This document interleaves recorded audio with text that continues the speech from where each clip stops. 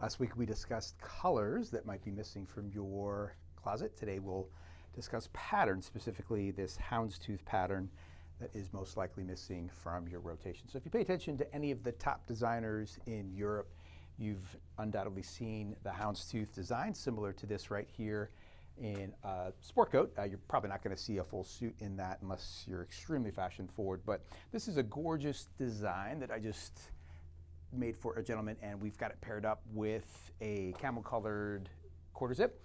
The base here is going to be more beige than it is chocolate, and the reasoning for that is that this particular gentleman that I made this for has my complexion. In other words, he's a cool, not a warm, so the undertones of his skin are going to be more blues than they are fall colors like browns, oranges, and yellows.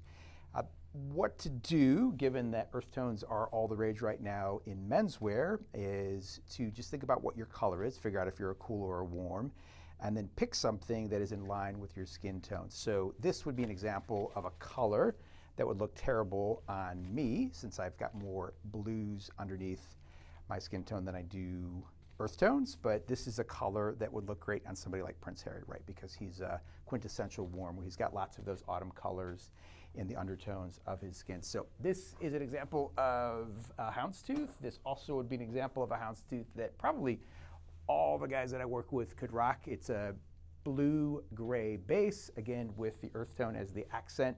So a great way to dip your toe into a pattern that might be a little bit of a stretch for you. And this is something that is going to be easy to pair up with either a chocolate or a navy trouser. We've got it with a Bengal striped shirt. Again, pattern on pattern, rule of thumb is that you can always mix patterns as long as they're different dimensions. So the houndstooth is a more aggressive tone size, whereas the stripe in the shirt is a tighter stripe. So if you're thinking about adding a jacket to your rotation and you don't have something along these lines, I consider adding a houndstooth this season. If you're somebody that falls into the warm category, the autumn colors are going to be a perfect match for you. That orange, something along the lines of this olive.